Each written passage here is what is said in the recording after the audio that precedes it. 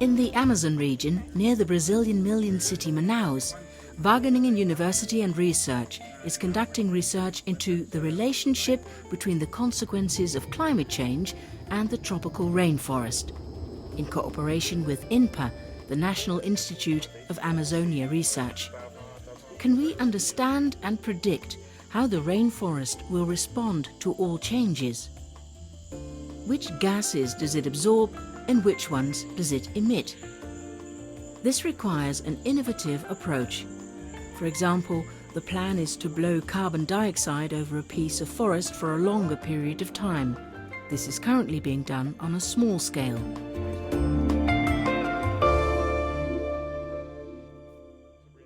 Now I'm in the center of one of our plots, and in the future we pretend to install structures around this plot to blow CO2, and our main question is understand how the Amazon forest will respond to CO2 increase in the future.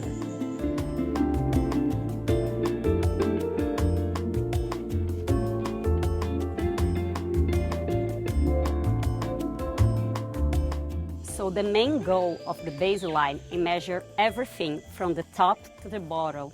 And we collect data, things from photosynthesis and other physiological measurements from the leaves, as trunk respiration, trunk growth, sap flow, its water flux. And here, for example, we have a ring that we connect a chamber, a gas exchange chamber, to measure trunk respiration.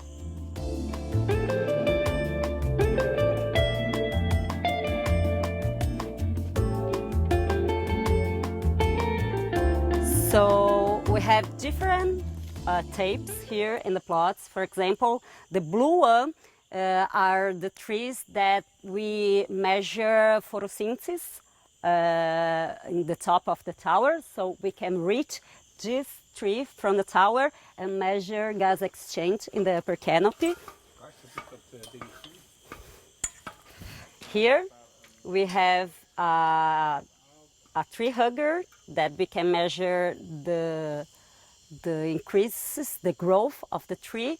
And here's its automatic one. This is a manual one. So we can compare these two different measurements, but it's the same data that we are collecting.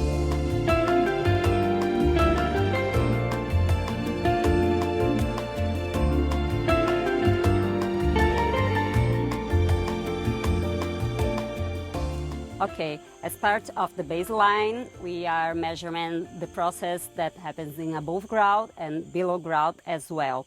So here we can see a minor hydrotron tube. When we follow the phenology of the roots with a camera, and bi-weekendly we take several pictures, each 10 centimeters, around 5-10 centimeters, we take several pictures until 1 meter, and we can follow the phenology, the growth and the depth of the roots.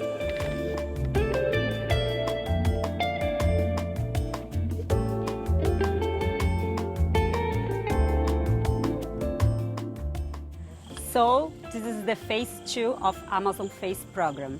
After the baseline that we measure in the big plots, we start to blow CO2 in the forest.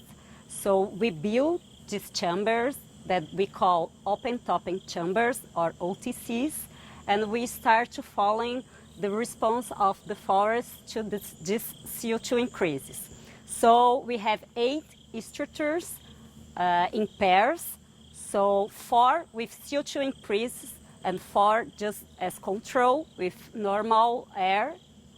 And we increase the CO2 and 200 ppm. Actually, we measure all the process that we can to understand how the forest will respond to CO2 increase.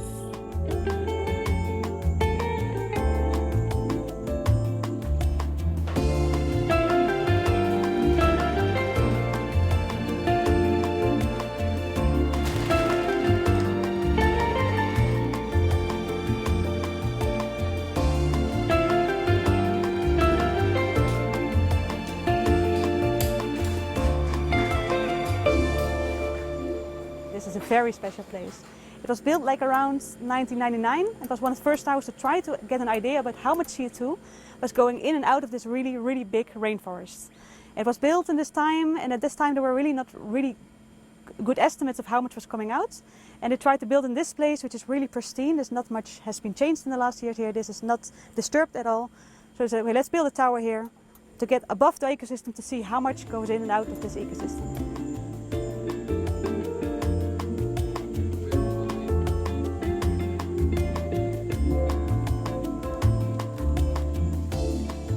So I am trying to get an idea how much methane comes out of this ecosystem. Methane is a really important greenhouse gas, like after CO2, one of the most important greenhouse gases.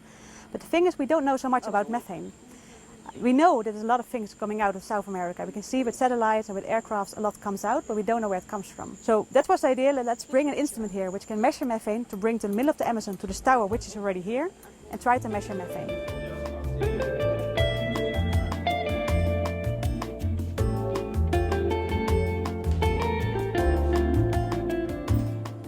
So methane is a really strong greenhouse gas, and since now currently the atmosphere of the Earth is changing because of human activity, methane is also increasing.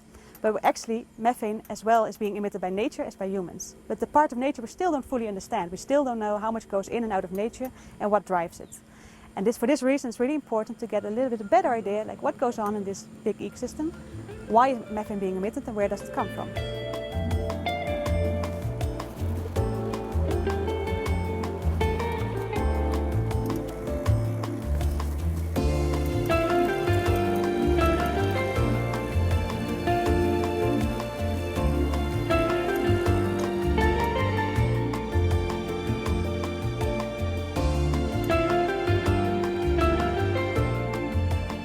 So the last 4 years I've been studying the soils here in the Amazon, especially focusing on the phosphorus cycle. Phosphorus is an important nutrient here in the Amazon because the soils are very poor in terms of phosphorus. So I did this by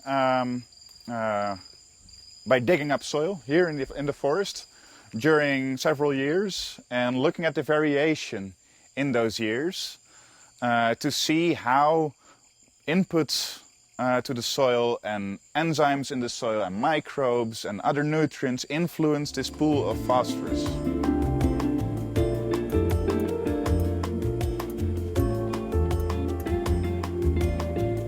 And the importance of the research is there's a lot of forests that are like this forest. They're not exactly the same, but their functioning can be the same. So if this forest is limited by phosphorus, it might be comparable in terms of phosphorus to another forest that's limited by phosphorus. And in this sense we can draw conclusions that we started in this forest about a larger scale and how this works on maybe the Amazonian level.